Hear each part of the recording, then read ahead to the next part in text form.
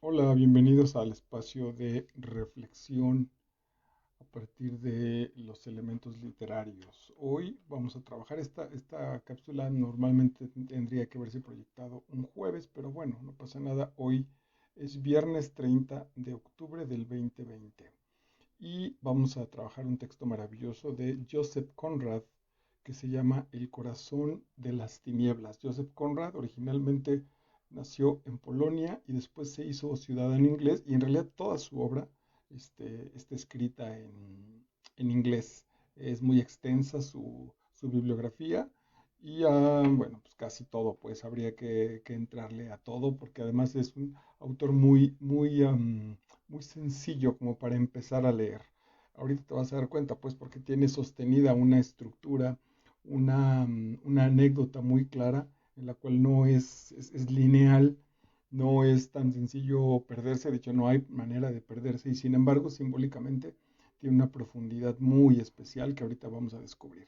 Te la cuento de una vez para que después hagamos el seguimiento de la novela a partir de los elementos más destacados.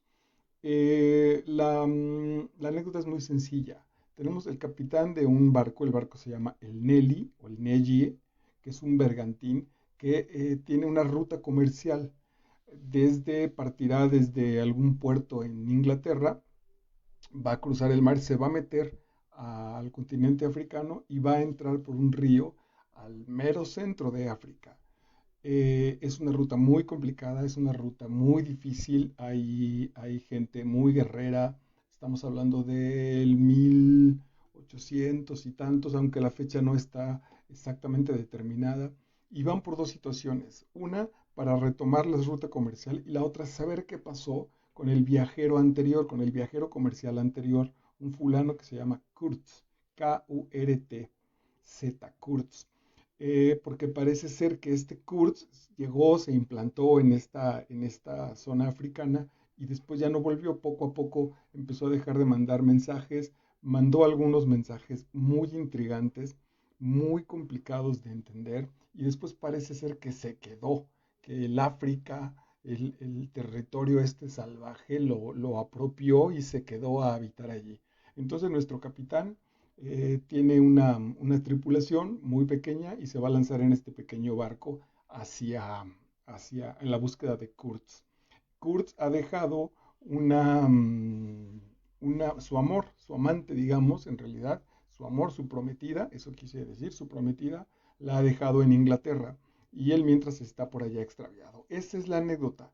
Entonces el barco zarpará y después encontrará a Kurtz, regresará sin Kurtz y dará noticias y tan tan, esa es la historia. El asunto es que el viaje es muy especial porque van literalmente a conocer el corazón de las tinieblas que implica verdaderamente esta parte desconocida del ser humano, esta parte que implica la angustia, el terror, lo que más provoca miedo en nosotros. Y es una historia simbólica porque todo lo que va a ver el viajero, si ya leíste la novela, bueno, pues ya sabrás a qué me estoy refiriendo, y si no, pues es una maravillosa invitación para que la leas. Todo lo que va viendo de manera exterior es lo que está pasando en realidad en su mundo interior. Todo lo que suceda afuera, por mucho más violento que parezca, en realidad es el mundo interior. Nuestro capitán y el primer navegante Kurtz, el primer comerciante, pretenden, como muchos de nuestra cultura occidental, llevar la civilización a los lados donde no está. Entonces llevarán la luz, la tecnología, el dinero, la comodidad, etcétera, etcétera. Eso simbólicamente cómo funciona, que nosotros vivimos en nuestra parte más clara y más relativamente transparente. Vivimos en una filosofía que nos permite y que nos facilita la vida. Vivimos en una moral muy radical para que sea muy sencilla de distinguir. Las cosas pueden estar bien o mal. No hay más compromiso con esas. No tienes que meterte a revisar cada circunstancia y cada momento. Vamos, somos de un mundo muy sencillo, somos de un mundo muy básico. La tecnología es una gran prueba de eso. Te va llevando poco a poco. No tienes más que dar on o out para que las cosas funcionen, para que vayas de un camino a otro. Es muy sencilla por facilidad, porque eso nos da la sensación también de seguridad. Meternos, entrar a nuestro mundo interior, entrar a ver nuestros peores fantasmas, lo que la cultura cristiana llamaría nuestros pecados más ancestrales, algunos posiblemente que de los cuales ni siquiera soy consciente, entrar a ver mis deseos más complicados, ese es el verdadero viaje. Para ponerte un ejemplo muy sencillo y de manera personal, alguna vez tuve una novia cuya mamá verdaderamente me prendía en términos físicos, es decir, la mamá me parecía mucho más guapa que mi propia novia. Después lo resolví y traté de sacarlo enseguida, que no fuera un asunto moral, que no se quedara en un asunto de bien y mal, pero fue muy complicado. Bueno, esa parte es la que me hacía sacudirme interiormente. ¿Cómo es posible que esté? Porque además lo estaba enamorado de una chica, pero físicamente me parecía mucho más atractiva la mamá. Al principio me castigué muchísimo hasta que finalmente entré y consulté con un amigo, generé un asunto de terapia y encontré las respuestas de por qué estaba el concepto tan determinado físicamente con la mamá. El asunto al final de cuentas es que en la mamá proyecté una relación que pretendí que no tuviera carga sexual con la novia. Con la novia había sido un asunto muy serio, muy formalito, muy tranquilo y no quería verme obvio de que me atraía mucho sexualmente esta chica, porque además de que era una gran chica, pues en realidad, también me atraía mucho físicamente y no quería que se notara. Entonces esa energía en determinado momento la proyecté irremediablemente con alguien muy cercana a ella, que era evidentemente su mamá. Así de relativamente sencillo es resolver estos problemas. Pero ¿qué sucede si no los dialogamos? ¿Qué sucede si se quedan adentro? ¿Qué sucede si esta chica se entera que la mamá me gustaba físicamente en medio de una borrachera? ¿Qué sucede si en medio de la borrachera, porque me castigué de tal manera y me cancelé tanto esa posibilidad, la contuve, le puse piedras encima para que no saliera, que un día borracho le pego una nalgada a la mamá o le digo a la mamá que me gusta mucho y genero todo un asunto familiar que hubiera sido espantoso? No pasó nada de eso porque lo liberé. Bueno, ir a ver esas partes, ir a reconocer por qué cuando algunos de mis amigos tienen éxito siento envidia, por qué puedo pasar de un estado de ánimo a otro de manera tan radical, por qué se supone que me pone tan de mal humor un camión lleno, por ejemplo, algo que no tolero, que es un puto camión lleno, me siento el ser más indigno del mundo. Todas esas situaciones, si no las reviso, si no voy y veo que también tengo esas partes lloronas, caprichudas, monstruosas, etcétera, voy a estar en una burbuja, voy a estar en una burbuja transparente, una burbuja de claridad que eventualmente estará estrellándose, porque el mundo no es solo de color de rosa, lo diríamos en México. El mundo tiene esa parte. Bueno, el corazón de las tinieblas es el viaje, un viaje muy radical, un viaje a ese punto muy profundo. Te estoy hablando en mi caso de unas cosas verdaderamente fresas, pues, ¿no? Digo, afortunadamente en ese sentido, mi vida no ha tenido que llegar a esos puntos radicales. Pero piensa si en medio de una pelea se te pasa la mano, pegas, das un mal golpe y matas a alguien. Entonces, en nosotros está esa capacidad de arrancar la vida. Pensar si en una entreborrachera y en un asunto bastante alucinado y loco, un día me entero y me dejo ir y entonces resulta que le tiro onda sexosa a una niña, por ejemplo, ¿no? Esas situaciones de pronto son justo las que en este viaje espiritual, en este viaje de recorrido existencial, nuestro personaje se va a dar cuenta de eso.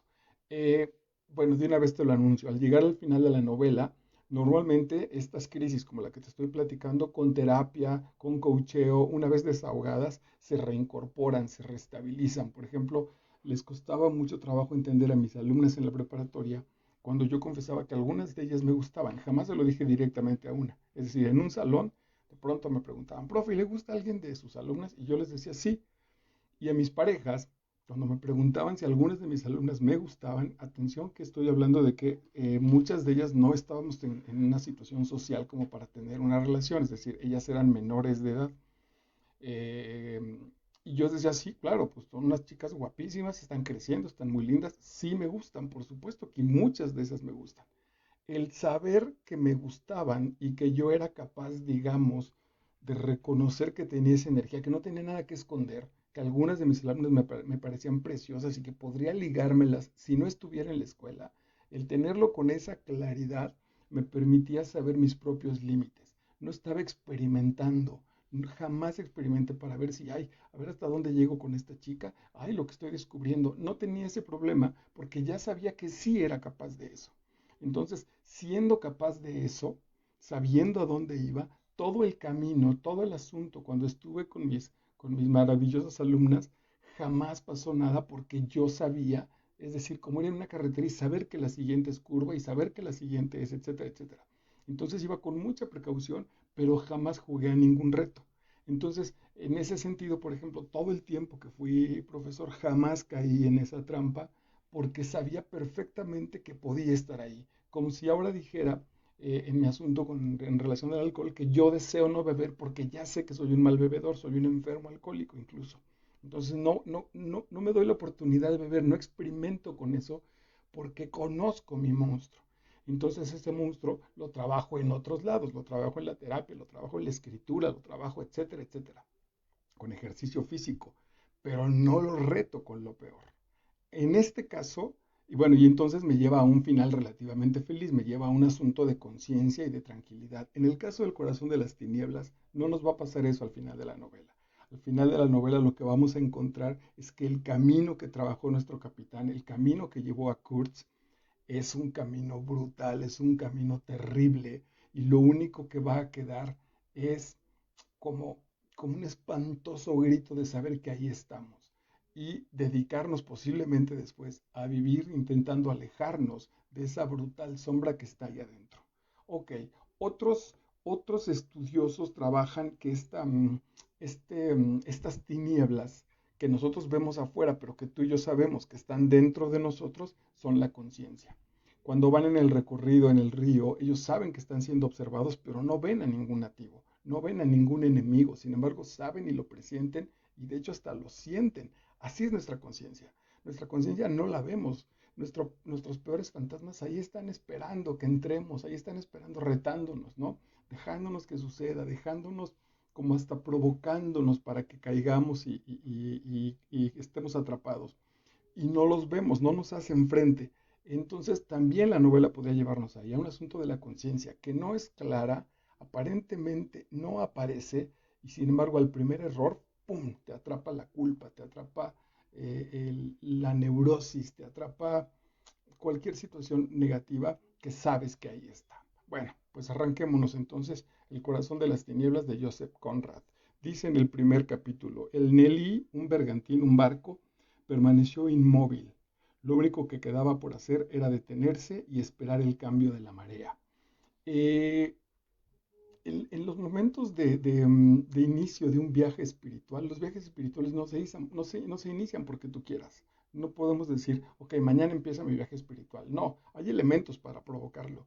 Pero el camino espiritual en realidad te atrapa. En realidad él sabe cuándo te atrapa y ¡pum!, te coloca en algún punto. Aquí vemos en la manera de Conrad un génesis maravilloso. ¿Qué es un génesis? El nacimiento de una realidad, ¿no? Como en la Biblia. En el principio era el verbo y entonces eso estaba y arranca.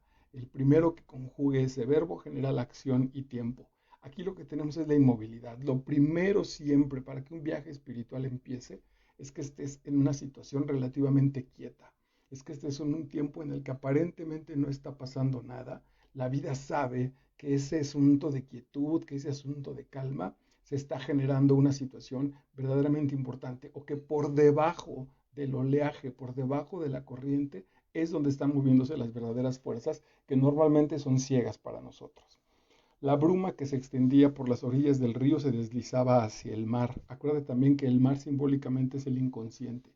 En el océano están las verdaderas, las verdaderas potencias que están generándose ahí. Como te decía hace rato con mi ejemplo de la mamá y de la chica era una muchacha delgadita, muy guapita, muy bonita, era delgada y la mamá no, la mamá tenía carnes, la mamá estaba carnosita.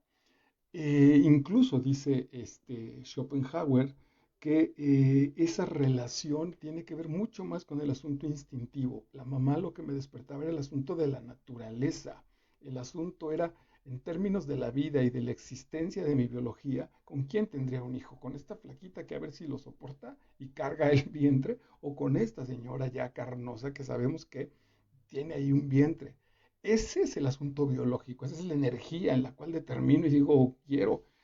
Y muy probablemente esa energía ni siquiera sea mía, esa energía viene dada de mi situación de hombre, de mi situación histórica, de mi situación biológica. Es toda una carga humana que aparece en mí, que determina también esa misma disposición. Eh, la bruma se extendía por las orillas y se deslizaba hacia el mar, y ahí se desvanecía suavemente. La oscuridad se cernía sobre Gravesend, y más lejos aún, parecía condensarse en una lúgubre capa que envolvía la ciudad más grande y poderosa del universo. Ahí empieza el elemento simbólico, es fácil detectarlo también. La ciudad más grande y poderosa del universo es nuestro cerebro, ahí sucede todo. Es cierto que estamos hablando de un viaje exterior, pero tú ya sabes junto conmigo que el viaje es interior, que el camino del conocimiento es un camino interior. Y entonces todo va a pasar aquí. Aquí está el asunto de la ciudad. Aquí se va a desarrollar. Y por fin, en un imperceptible y elíptico crepúsculo, el sol descendió, la luz empieza a desaparecer, y de un blanco ardiente pasó a un rojo desvanecido, sin rayos y sin luz, dispuesto a desaparecer súbitamente, herido de muerte por el contacto con aquellas tinieblas que cubrían a una multitud de hombres. Los hombres estamos sumergidos en nuestra tiniebla, dirían en los cuatro acuerdos, diría en los cuatro acuerdos el maestro Miguel Ruiz, traemos nuestro mitote existencial. Y para ese mitote, entonces un día aparece un golpe en la vida, aparece una situación que, ¡pum!, a ver, cabrón, es el momento de detenerse a revisar. Estaba a punto de cumplir 40 años y un día o 2 días antes de mi cumpleaños me peleé con la chica con la que vivía, pero un pleito verdaderamente importante, así de que incluso creo que yo me propasé, la vez que me propasé, porque fui por una maleta, la aventé la maleta a la cama, le vacié así como en las películas el cajón y le dije, lárgate de aquí. No sé si le dije puta, espero que no, pero la corrí de la casa. No generé un diálogo, no esperé, no tuve paciencia, simplemente la corrí y además me quedé muy tranquilo. Bueno, esa situación, 2 días después se detonó como una bomba, así cayó radical, fue un madrazo, así dije, ¿qué me está pasando? Porque en realidad pues sí quería a esa chica, pero me parecía que no era para tanto el asunto. Bueno, pues pasé ahí 10 meses revisando mi existencia. Lo de la chica al tercer mes lo superé, le di vuelta al asunto, pero mi vida se quedó ahí haciendo una revisión enorme, pues insisto, 10, 7, 8 meses llorando todas las noches con un terrible insomnio, leyendo como enfermo en un asunto de no saber ni dónde estaba parado. Ese es el viaje espiritual, esas son las crisis que generan esta situación. En su ruta al misterio de tierras desconocidas, los sueños de los hombres. Otra vez, todo pasa aquí. Entrar a nuestro proceso interior puede ser un territorio que no hemos revisado, donde pueden estar nuestros sueños, nuestras pesadillas canceladas. La vida afuera, insisto, es muy sencilla, porque es muy clara. Está llena de horarios, está llena de situaciones que te cuidan, está llena de elementos. Pensaba hace un rato, un día si me pasara algo aquí en esta pista donde corro, hay mucha gente pues, que te levantará, te pondrá, pedirá una ambulancia, hay gente que me conoce, que dirá, pues es fulano de tal, hay que llevarlo a su casa. Entonces no, es relativamente poco peligroso. Irme a una sierra y salirme a correr sin una ruta, donde no hay una pista, donde a lo mejor incluso no hay un terreno propicio, ahí va a estar complicado. Ahí si empieza el corazón a darme latas, si empiezo a sentirme mareado, seguramente voy a conocer el terror. Ese es el asunto, ese es donde empezamos a quitar los controles externos para meternos justo a la interioridad más profunda de nosotros mismos. En algún lugar del interior, la sensación de que el salvajismo extremo, lo rodea. Toda esa vida misteriosa y primitiva que se agita en el bosque, en las selvas, en el corazón del hombre salvaje. La fascinación de lo abominable. Ya estamos en ese terreno que nos está llamando, ¿no? Es decir, otra vez con mi ejemplo, estar enamorado de esta chica, sana, la relación iba muy bien, todo muy tranquilo y de pronto empezar a sentir que cada que aparecía la mamá, yo sentí aquí un agujero en el estómago, así de, uy, la mamá me pone mal, ¿qué demonios está pasando? Bueno, pues es esa revisión a mi propia energía que nunca la había trabajado, que nadie me la había explicado, Y entonces se vuelve muy, muy compleja. Ninguno de nosotros podría conocer esa experiencia. Lo que a nosotros nos salva es la eficiencia, el culto por la eficiencia. ¿Cómo distingo? ¿Cómo se aleja? ¿Cómo nos alejamos los hombres? Y cuando digo los hombres son los hombres y las mujeres. Ahorita tengo un ejemplo también lindo de una cliente mía. ¿Cómo nos alejamos de esa situación que nos perturba, de ese elemento que, ay cabrón, que nos da lata? Pues con el trabajo, con la eficiencia, haciendo bien lo de afuera. Entonces pensaba en esta clienta que tiene un problema, en realidad también es un asunto de carácter psicológico. Ella es una mujer muy atractiva, pero no quiere reconocerse como una mujer atractiva. No acepta que es una mujer muy guapa, que tiene un cuerpo lindo, que es linda, que es atractiva para los hombres. Y entonces cada que un hombre la mira, cada que un hombre la ve, ella se provoca terribles angustias, le empieza a salir acné, se pone muy tensa, hasta que al final pudimos descubrir que en realidad le encantaría tener una especie de aventura. Al final lo resolvió porque ya es casada y todo este asunto. Lo que sucedió fue que incluso con el novio se ligó justamente por una tradición familiar, se ligó un novio muy formalito, se ligó un novio, se escogió un novio que fue a pedir permiso, que pedía permiso al papá, que la llevaba a la hora exacta, que no hacían travesuras, no jugaban. Entonces ella dice que siempre le faltó este elemento de más aventura. Lo compartió con el marido y ahora tienen una vida bastante alivianada porque juegan muchísimo, se dejan hacer muchas cosas, se encargan a los niños y se van de fines de semana solos y se ponen a jugar entre ellos dos y lo ha ido resolviendo. ¿Ven? El punto es nada más el deseo que está ahí, pero si el deseo lo juzgo, si el deseo lo castigo, se empieza a convertir en una especie de cáncer. Ok, había un espacio, el más grande, el más vacío, por así decirlo, por el que sentía verdadera pasión. Es decir, ¿qué soy yo? ¿Quién soy yo? ¿Cómo reacciono si ante una vida de un chico formal, de un chico cuadradito, de un chico donde no pasa absolutamente nada extraordinario, de pronto me empieza a gustar la mamá de mi novia? Ese es el asunto. Y entonces recuerdo perfectamente cómo quedarme como atorado, pues, cuando llegaba a la casa por ella, a su casa, y entonces ella se estaba arreglando y la mamá salía a hacerme la plática y yo estaba, hasta sudaba, pero de pronto también empezaba a reflexionar, decirme, ¿qué es lo que me gusta de la señora? ¿Por qué me atrae tanto? Etcétera, etcétera. Muchísimas cosas que descubrí. En lugar, por ejemplo, de decirle, bueno, gracias, le espero abajo, voy a hacer una llamada, lo que sea, zafarme. No, no, estaba ahí como obsesionado con eso, ¿no? En Aura, Felipe Montero de pronto tira, dice Carlos Fuentes, que tira una mirada, no me acuerdo del texto exactamente, pero es un asunto como inmoral e hipnótica. Sabe que no está bien estarla viendo, pero no puede dejar de estarla viendo. Espero que sea de manera sana, pues de pronto con una chica, un escote en un camión, por ejemplo. Sé que es una situación molesta y que deberíamos cuidarla, pero hay momentos sin que sea ofensivo, evidentemente, que de pronto dices, güey, o sea, no puedo dejar de ver a esa señora, por ejemplo, ¿no? Entonces, rápidamente generar al nivel interior una negociación de ese sentido para no provocar una violencia sería como el mejor camino. Quedé amedrentado como si hubiese oído una advertencia. Ok, esta advertencia, amedrentado es que le dio miedo. Da miedo el interior porque lo que estoy esperando es no encontrar que soy una basura. Es decir, si de pronto psicológicamente encuentro que el que me guste una sola ocasión, la mamá de una novia me puede poner muy mal, soy un enfermo, eso es lo que no me quiero enterar. Eso es lo que no quiero asumir. He tenido clientes, he tenido parejas, que es mucho más complicado, donde no ha sido nada fácil invitarlas a descubrir su grado de neurosis. Y entonces algunas veces la relación termina ahí, cuando les digo, oye, pues deberíamos revisar si, si, si tienes la enfermedad, si tienes el padecimiento de la neurosis, bueno, van, hacen el test y ahí termina, porque no quieren aceptarlo, porque no quieren revisar.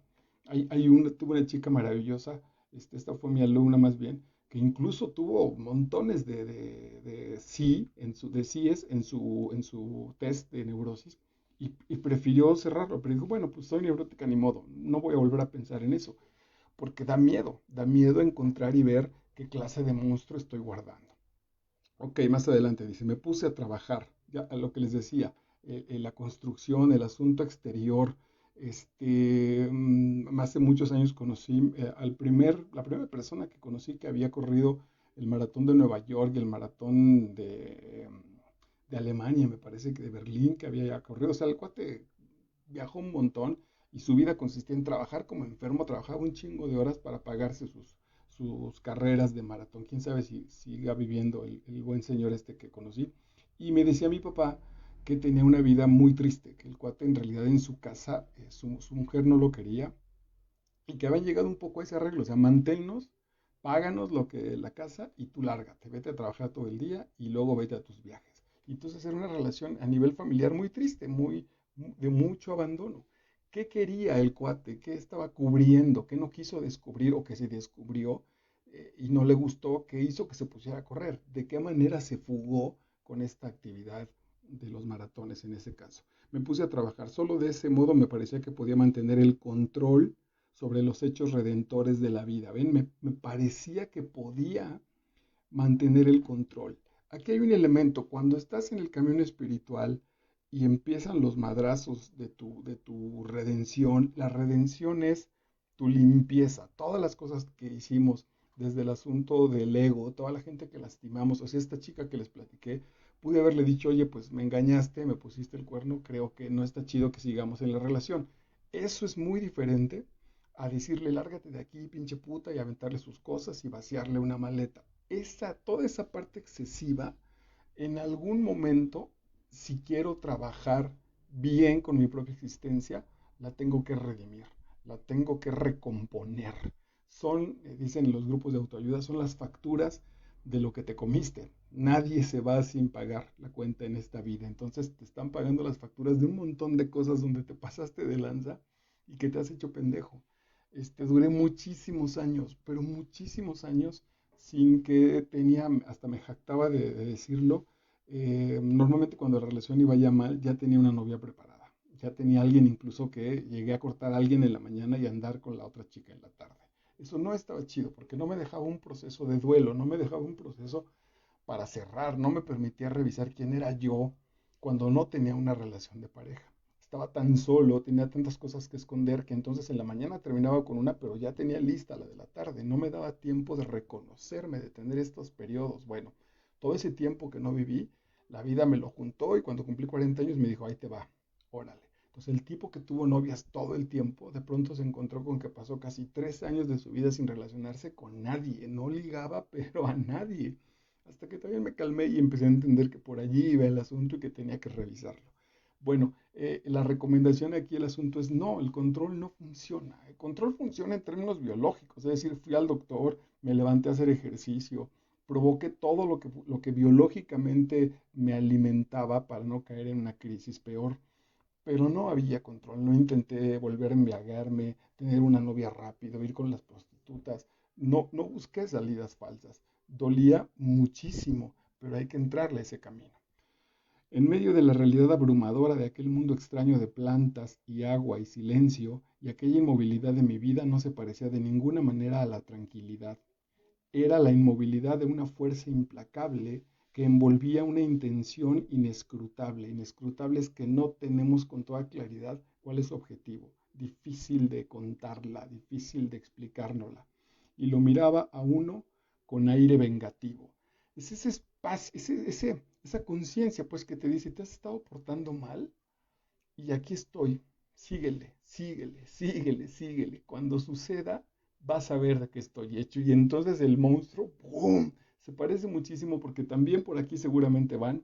Por cierto, no lo he mencionado que estas cápsulas se quedan una vez grabadas, se van a un canal que se llama Master Vidal que están en YouTube. Bueno, ahí también tengo ya grabada la del corazón delator de Edgar Allan Poe. Muchas de las historias de los cuentos de Edgar Allan Poe tienen este sentido donde en el corazón delator el tipo sabe que está viendo el ojo del viejo y sabe que ahí está y dice, me pasaba 3 horas mirándolo, pero no podía moverme, ni me acercaba para taparle el ojo, ni me alejaba de esa imagen brutal y perturbadora. Ahí estaba.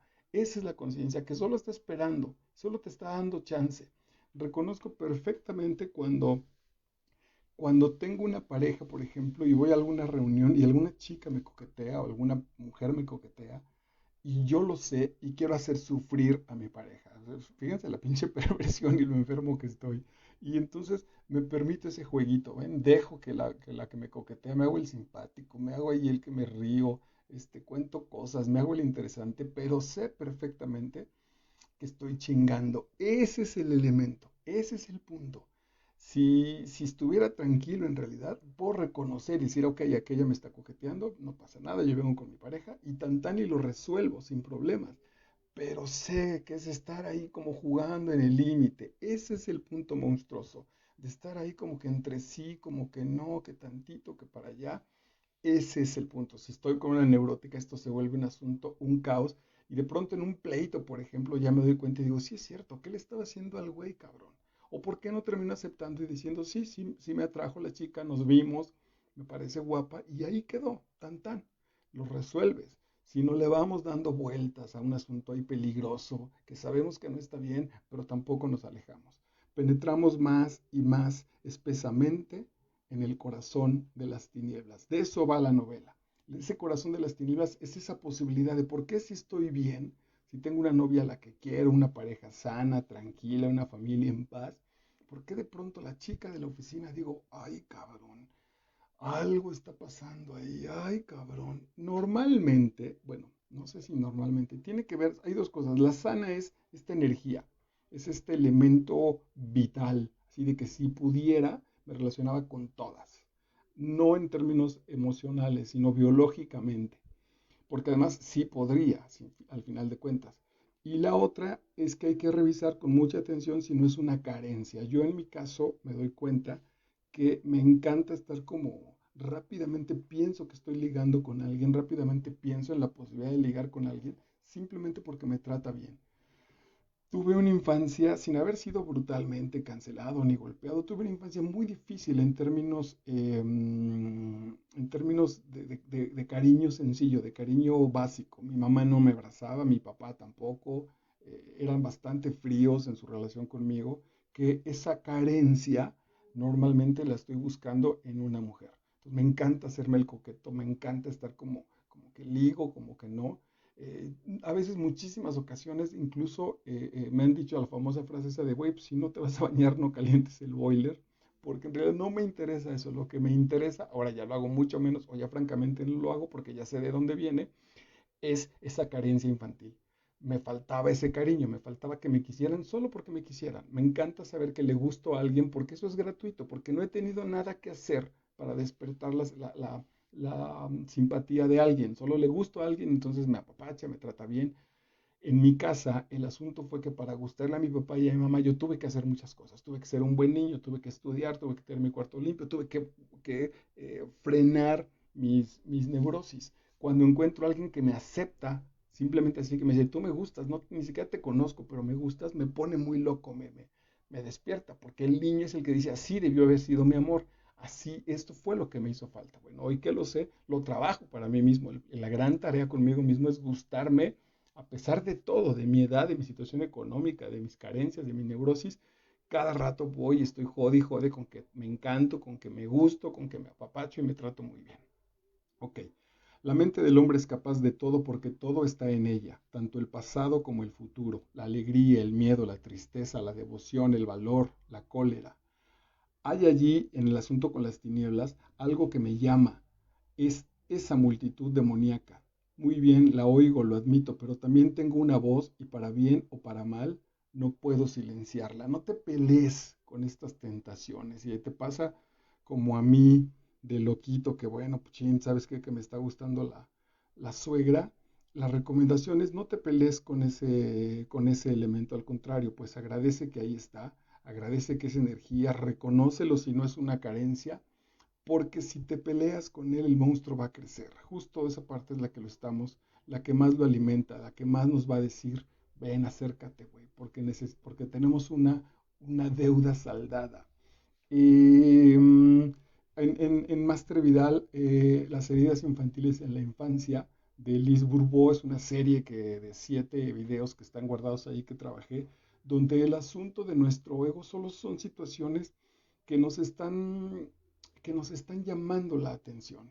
Es decir, solo se aparece la voz del monstruo para decirnos, cuidado con esta. cuidado con este, porque también puede suceder con hombres, ¿no? Es decir, un tipo que de pronto me trata muy bien y no sé qué, y entonces aparece el monstruo y me dice, aguas, porque este güey es barbero. Solo hasta ahí, entonces, gracias monstruo, yo defino, muchas gracias por avisarme, y el monstruo se va tranquilo, porque se siente como que cumplió con su servicio, como un perrito, que tuvieras un perro en tu casa y entonces lo dejas en el patio y empieza a ladrar el perro, y ladrando se siente bien porque escuchó un ruido, solo te está avisando. Mal haríamos en pinche perro y lo castigas, y entonces aún asaltan tu casa y tú todavía trataste mal a tu perro. Ese es el punto. El asunto también es no dejar que el monstruo crezca de tal manera que la persona cualquiera, aunque solo se trataba de algo sano, no la dejo que se acerque porque mi monstruo me tiene así con las voces tremendas, así, con los ojos súper abiertos.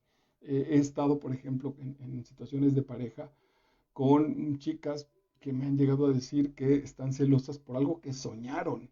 De acuerdo, cuando empecé a estudiar también actuación, la mujer incluso con la que tuve hijos al principio me decía, es que no, es que los actores, no sé cómo son. Estaba atorada con su propio miedo y con su propio prejuicio. Bueno, sobre eso va. Entrando y viendo ya las tinieblas y la maleza de ese viaje, la maleza permanecía inmóvil, como una máscara pesada, como la puerta cerrada de una prisión. Nos miraba con un aire de conocimiento oculto, de paciente expectación, de inexpugnable silencio. Otra vez la conciencia o los monstruos que ahí están, que te están diciendo, ok, ok, a ver cuándo aparece. El asunto es que siempre aparece, siempre, siempre aparece. Más de una ocasión, de hecho varias veces, hemos encontrado en la relación de pareja que la novia con la que estoy me trata muy mal en algún momento determinado porque trae un rencor muy exacerbado con su papá. Todas las situaciones que no aparecieron cuando era niña y que fueron incapaces de que la niña no podía decir, papá, vete a la mierda, papá, te odio, papá, eres un pendejo, y se lo tuvo que aguantar, ahí está guardado. Entonces, cuando encuentra una pareja de su mismo nivel a la que sí le puede decir te odio, eres un pendejo, eres un inútil, pum, lo suelta. Aunque, aunque lo que lo ocasionó no haya ameritado esa respuesta. Es decir, ok, a lo mejor llegué tarde 10 minutos y pudo decirme, no seas desatento conmigo, por favor, pero de ahí a te odio, eres un pendejo, etcétera. Yo digo, güey, ¿de qué me estás hablando? Pues de una situación que viene guardada de cuando yo tenía 6 años que se la tenía que decir a un hombre. ¿A cuál se lo puedo decir? Porque por otro lado, a lo mejor mi papá ya se murió, a lo mejor ya está viejito, a lo mejor ya no me hace nada, pero yo se la tengo que explotar y reventar a un hombre. Gracias por aparecerte. Y yo en ese sentido, yo qué puta culpa tengo de esa situación. Por ahí va este asunto. Evidentemente, el ansia de marfil se había apoderado de, ¿cómo llamarlas?, sus aspiraciones menos materiales. Siempre los hombres vamos a tratar de encontrar un asunto exterior. Ya te lo acabo de poner como un ejemplo. Cuando me gusta coquetear con las chicas, en realidad es mi carencia de apapacho interno en la infancia. Como no la trabajaba, como no la gestionaba, como no sabía de qué se trataba, entonces la ponía hacia afuera.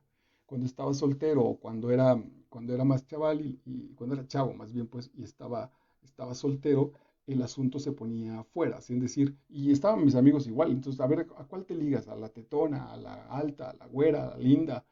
Todo afuera cuando en realidad hubiera sido muy sencillo reconocer con cuál de esas muchachas pretendemos aminorar nuestra soledad, cabrones. Y hubiera sido más honesto y más fácil irnos a una terapia con un psicólogo, con un coach a trabajar, que estar lastimando princesas.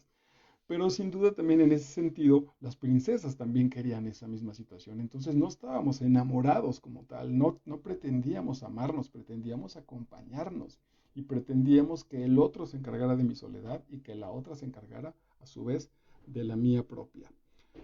Aquellos bultos redondos no eran motivos ornamentales sino simbólicos. En esta búsqueda de Kurtz van pasando cosas alrededor del río verdaderamente espantosas. Bueno, llega y reconoce la cabaña del vigilante. El viajante, perdón, que fue antes, se refiere de manera simbólica a que siempre en nuestro viaje espiritual no vamos inocentes. Siempre fue alguien antes que nosotros. De manera muy sencilla, las experiencias del papá, de tu papá, te han servido para tu propio viaje.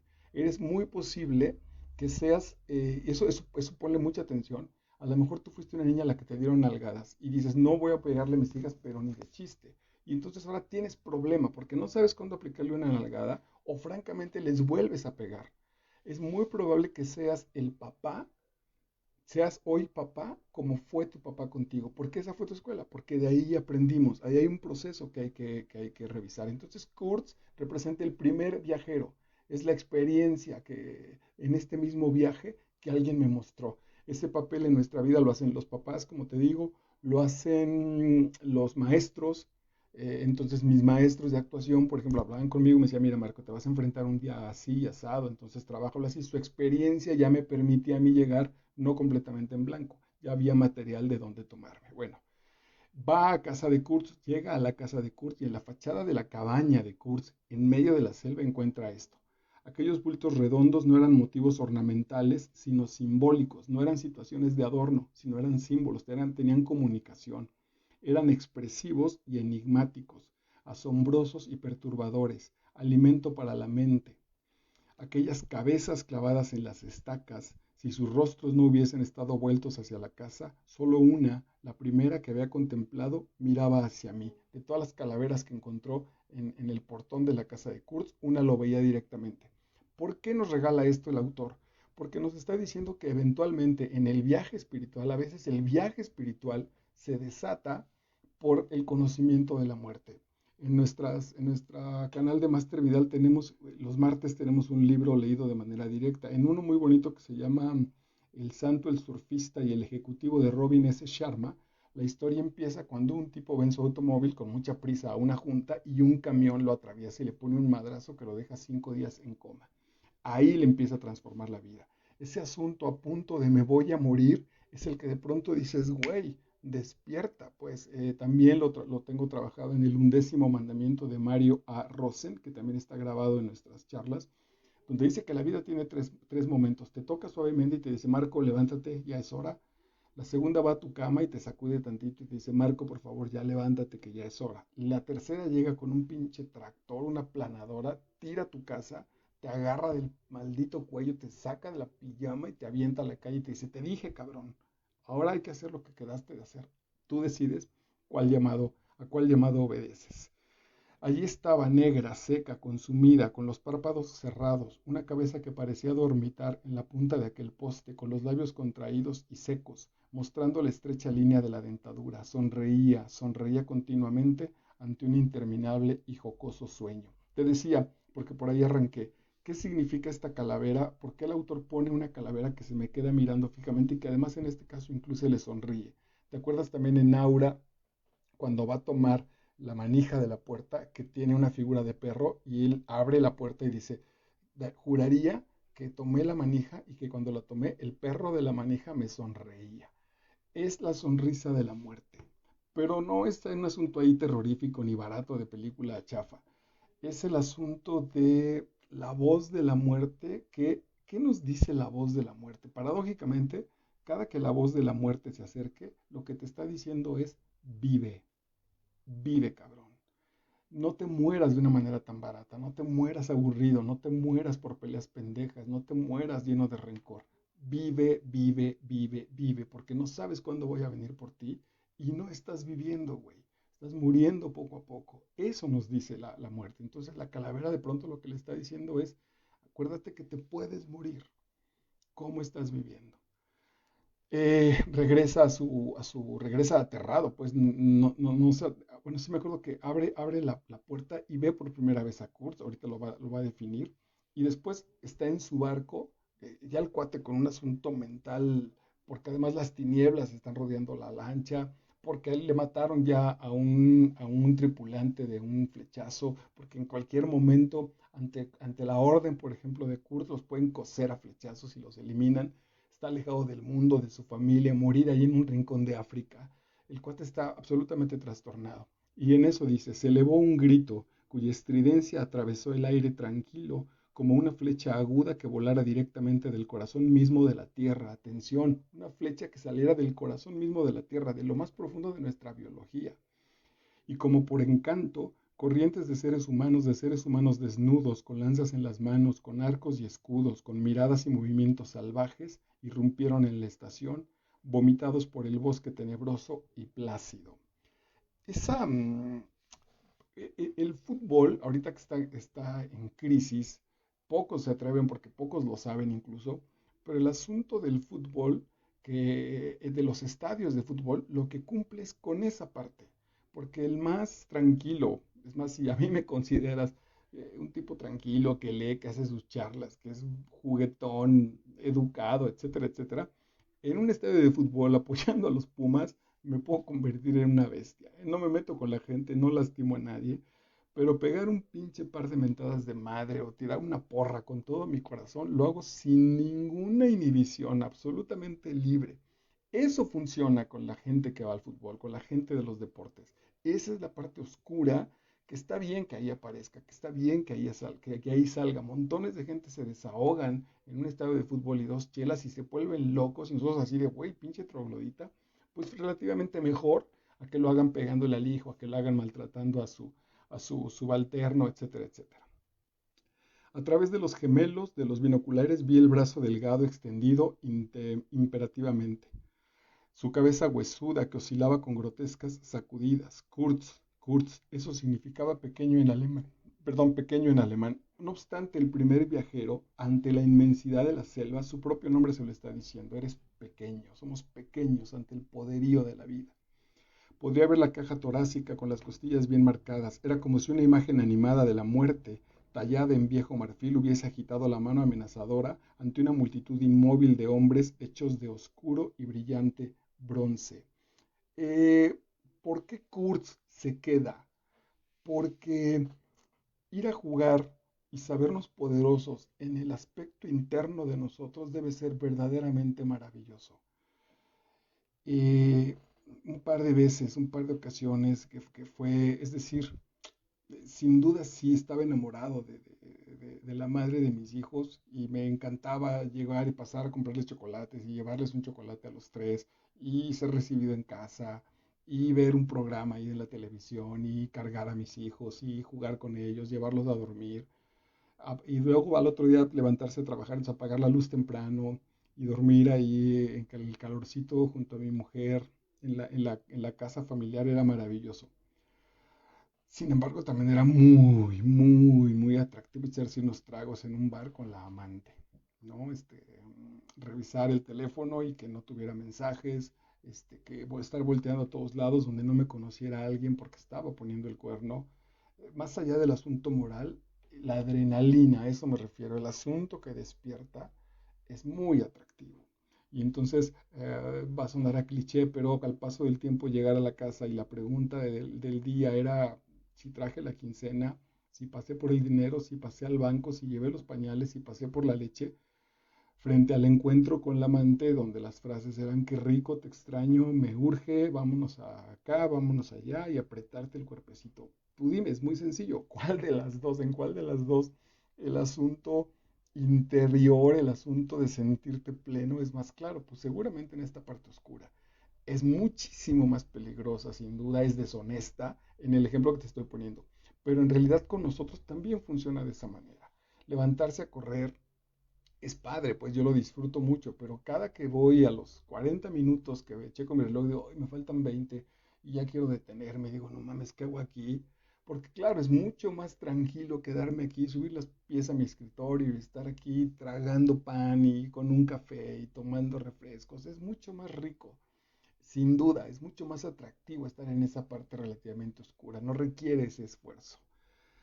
En esa imagen de las calaveras de Kurtz, metido ya profundamente en la muerte, intentando adueñarse de su propia situación interior, aparece una mujer que a mí me parece que es la imagen del resumen de esta experiencia de la vida de luz y la vida de sombra. Una mujer misteriosa, vida parecía mirarla, pensativa, como si contemplara la imagen de su propia alma tenebrosa y apasionada. Una mujer que ya hizo el viaje y por eso parecía estar más allá, porque ella ya sabía de su maldad, ya sabía de su potencia, ya sabía de sus monstruos y también sabía de sus bellezas. Ese es el gran dilema, por eso se volvió esta bruja, por eso se volvió tan atractiva, por eso se volvió la reina, por eso Kurt estaba enamorado de ella, porque en realidad este tremendo hombre de mundo llegó todavía eh, a guardar ahí, a generarse como un aprendiz de la verdadera existencia. Está padrísimo esa parte. Eh, Estamos por encontrar el final de la novela, ya no estamos enfocando al final. El hecho es que estaba yo del todo paralizado por un miedo total. Era una especie de terror puro y abstracto, sin ninguna conexión con cualquier evidencia de peligro físico. Cuando dice sin ninguna evidencia de peligro físico, es entonces donde descubrimos que este asunto es simbólico, que está hablando de un aspecto metafísico,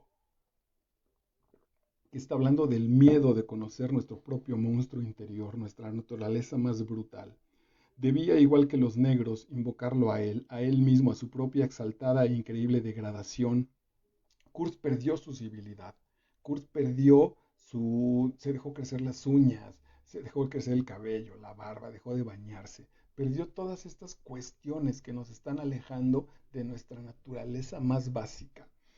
No había nada por encima ni por debajo de él, y yo lo sabía, se había desprendido de la tierra, maldito sea, había golpeado la tierra hasta romperla en pedazos. Romper la tierra y romperla en pedazos es machacar mi cuerpo, intentar descubrir qué hay en mi cuerpo, intentar descubrir qué hay en mi ser. Estaba solo y yo frente a él no sabía si pisaba tierra o si flotaba en el aire. La crisis es ya de tal tamaño que ya no tenemos un sostén físico, ya no tenemos un sostén incluso ideológico, la relación o las relaciones, la religión, la profesión, el amor relativamente ya me quedaba corto. Estoy tan desesperado en este espejo brutal que me está reflejando que no hay nada que me pueda decir, ok, estoy tranquilo, de aquí no me muevo. Pero su alma estaba loca. Al quedarse solo en la selva, había mirado su interior y cielos, había enloquecido. Quizá aquí está un poco, bueno, no lo sé, la verdad que iba a decir, está exagerando, pero no lo sé. Una vez que encontramos, ¿se acuerdan cuando el soldadito de plomo del caño donde está pasando, atraviesa la rata y se siente amenazado, después va y para en el mar? Yo les decía justo que el mar es esta energía de todos los hombres. Es decir, si yo de pronto en un espejo me veo a los ojos y miro que en mis células, en mi historia, traigo es como si yo empezara a soñar que traigo una obsidiana y le abro el corazón a una mujer en mi vida de sacerdote mexica, o encima de un caballo cubierto con una armadura española saco una espada y le corto la cabeza, o tiro a una mujer indígena embarazada, se la aviento a los perros y veo cómo se comen a ella y a su producto. Esa parte, incluso hay autores que hablan que esa parte no es tan fácil y que viene con nosotros, que esa brutalidad la traemos en la piel, está puesta en nosotros. Ese monstruo viene. ¿Qué sucede si me veo al espejo y descubro esa brutalidad en mí?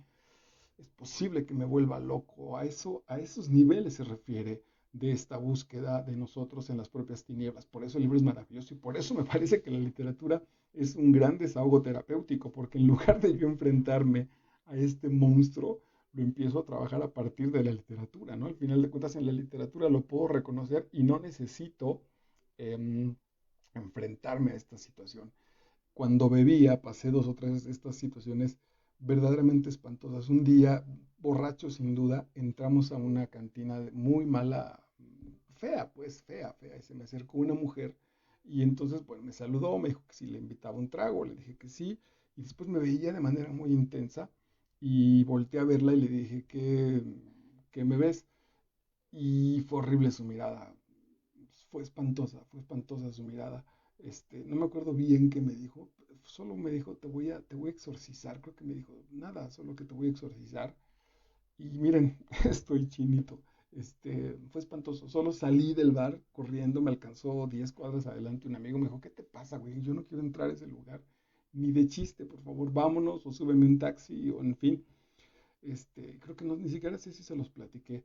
Ahí sentí yo esa parte. No sé si aluciné, no sé si fue cierta, pero esa mirada, ver la maldad, la soledad de esa mujer, o el decirme, ¿qué haces aquí, cabrón? Tú tienes un lugar donde estar en paz y que estás aquí descubriendo demonios.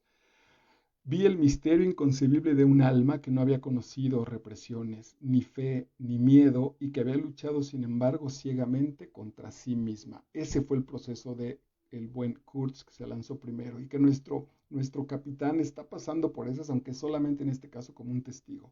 La sombra del Kurtz original frecuentaba la cabecera de aquella sombra vacía, cuyo destino era ser enterrada en el seno de una tierra primigenia.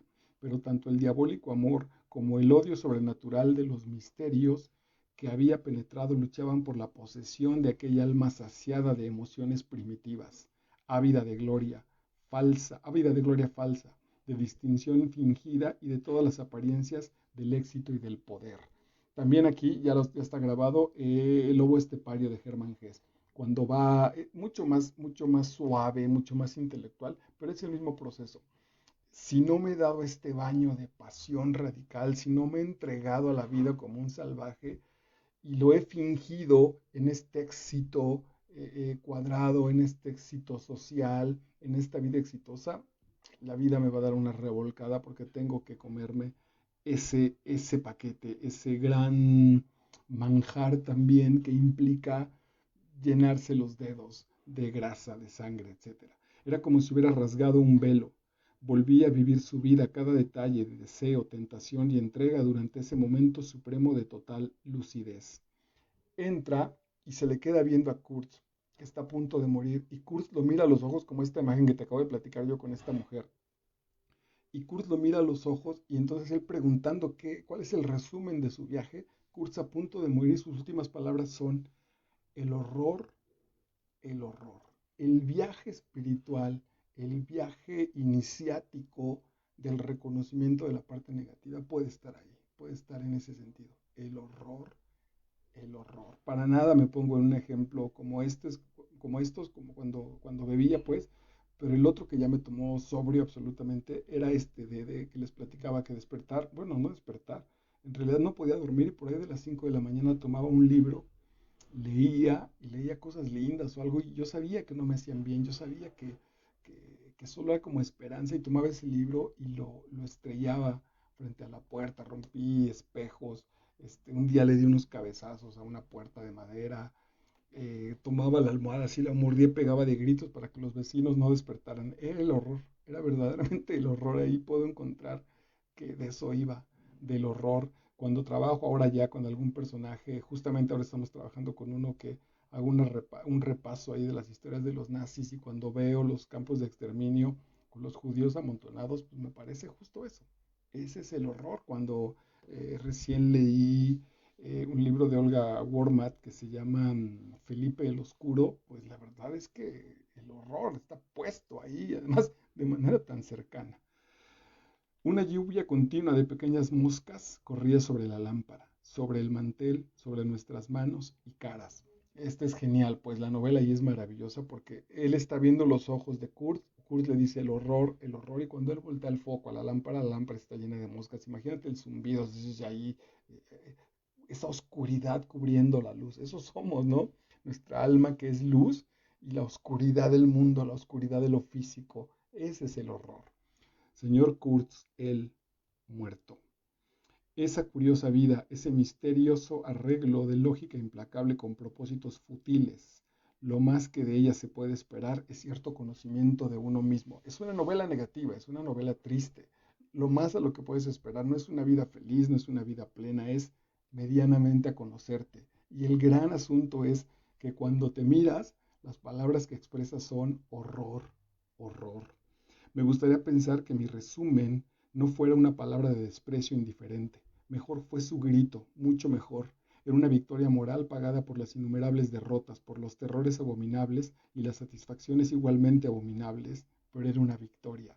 Ante tal aplastamiento de la naturaleza, ante el tamaño brutal de esta soledad, de esta existencia mínima, de esta existencia a la cual parece que no somos nada, de este mundo que nos aplasta, pensaba en, ay, voy a olvidar la película, pero el autor, a ver si me acuerdo ahorita, la película se llama Melancolía, este, donde creo que es la luna, va a chocar contra la Tierra, o un enorme meteorito va a chocar contra la Tierra, y son las últimas horas de una familia que, por cierto, destruyó su matrimonio, está muy sola, y, y va a chocar, y entonces esa melancolía, es ese horror que provoca, es encontrar que la vida no tuvo ningún sentido, es una experiencia brutal, pues que incluso llega como a tal deseo de que suceda, que dice, venga, pues ya aplástanos, ya desaparezcamos, no tiene sentido, es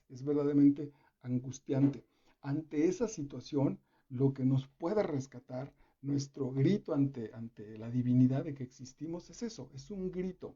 No hay un pensamiento, no hay una situación esperanzadora, no hay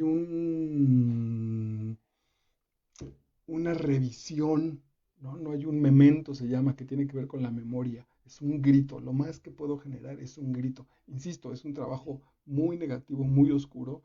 Si nacimos llorando y gritando de dolor por la nalgada que nos trajo al mundo, nos vamos a ir de la misma manera. Pero vale la pena entrarle a estas situaciones. No nos hay que leer lo fresita, lo lindo y las aventuras que les pasan a los otros. Hay que preguntarnos por esa madre para ver si rescatamos, por otro lado, la parte de la luz, la parte del amor, la parte de la naturaleza productora. Vamos terminando. Bueno, entonces deja a Kurtz muerto, regresa en esta situación de dejarlo ahí muerto. Los negros le guardan una especie de culto, de respeto de un tiempo en el que no pasa otra vez nada y el viaje y el bote viene de vuelta hasta que regresa a la civilización, regresa a Inglaterra y entonces el capitán tiene la oportunidad de hablar con la prometida de Kurtz. Lo estuvo esperando y no volvió y solo lo que recibió fueron cartas raras y después le dejó de escribir. Entonces ella siendo mujer no podría ir a buscarlo y el encargo fue, bueno, vaya y dígame qué sucede, dígale que aquí estoy esperándolo para que venga, nos casemos y tengamos una vida maravillosa. Le pregunta a la mujer, a la prometida de Kurtz, ¿estuvo usted con él hasta el fin? Él contesta que sí y dice, oí sus últimas palabras. Repítalas, dice la mujer. Quiero algo, algo para poder vivir. ¿Qué fue lo último que le dijo con respecto a mí? Y le contesta, ¿no las oye usted? La oscuridad las repetía en un susurro que parecía aumentar amenazadoramente, como el primer silbido de un viento creciente. El horror, el horror. Aquí Conrad es maravilloso. No tenemos que ir a ese viaje, no tenemos que emprender esa crisis. Basta con que cerremos los ojos, rememorar algunas situaciones complicadas o pensar que si nos morimos en este momento, ¿a dónde vamos a ir a parar para sentir esa presencia horrorosa? Entonces le dice él, ¿no la oye? Lo último que me dijo está aquí, solo escúchelo. Pero ella está distraída con la boda, con la promesa, con el regreso, está distraída. Él lo recuerda, dice, el horror, y él finalmente le dice, la última palabra que pronunció fue el nombre de usted. Oí un ligero suspiro y mi corazón se detuvo bruscamente como si hubiera muerto por un grito triunfante y terrible, por un grito del inconcebible triunfo, del inexplicable dolor. Ella dice, lo sabía, estaba segura, lo sabía, estaba segura. La oí llorar, oculto el rostro entre las manos. Me parecía que la casa iba a derrumbarse antes de que yo pudiera escapar, que los cielos caerían sobre mi cabeza, pero nada ocurrió. Los cielos no se vienen abajo por semejantes tonterías. Se habría desplomado. Me preguntó si le hubiera rendido a Kurtz la justicia que le debía. No había dicho él que solo quería justicia, pero me era imposible. No pude decírselo a ella. Hubiera sido demasiado siniestro. Marlowe cayó, se sentó aparte concentrado y silencioso en la postura de un Buda en meditación. Durante un rato nadie se movió. Y la novela acaba de una manera, de un concierto espléndido. ¿Te acuerdas que empezó en silencio, esperando la movilidad? Bueno, pues hoy cierra, el final también nos lleva a cerrar a esta situación de no hacer nada. No es gratuito que Conrad nos diga, es decir, tenemos dos posibilidades en la vida, o el horror o mentirnos. Es brutal, porque tienes el horror de destruirte o mentirte. Revisa cómo en tus relaciones, por ejemplo, con los ex, en las relaciones en las que has fracasado, cómo al paso del tiempo te cuentas una mentira. Es decir, quiero ser actor y además quiero ganar premios o quiero ser famoso. Y si no lo logro, al paso del tiempo voy a empezar a mentir. Me voy a decir, no me dieron la oportunidad, me pedían sexo, tenían envidia de mí. Son mentiras, güey. No lo enfrenté, no estoy enfrentando el horror de ese fracaso, si es que se da. Y entonces empiezo a generar una mentira. O la otra posibilidad es quedarnos quietos. Dice, en meditación como un Buda y durante un rato nadie se movió. La quietud, otra vez. ¿Sabes para qué? Porque esto va a volver a empezar. Muchísimas gracias. Esto fue El corazón de las tinieblas de Joseph Conrad. Como verás, pues fue una cosa deliciosa. Te invito a que el próximo jueves vamos a trabajar con una joya también maravillosa que se llama La Perla de John Steinbeck. Relativamente todo lo contrario, pero está muy cerca, es como una historia muy paralela. Muchísimas gracias y venga, pues disfruta tu viaje, enfrenta tus tinieblas y si puedo servirte en algo, bueno, pues estoy a tus órdenes. Soy Marco Vidal, muchas gracias.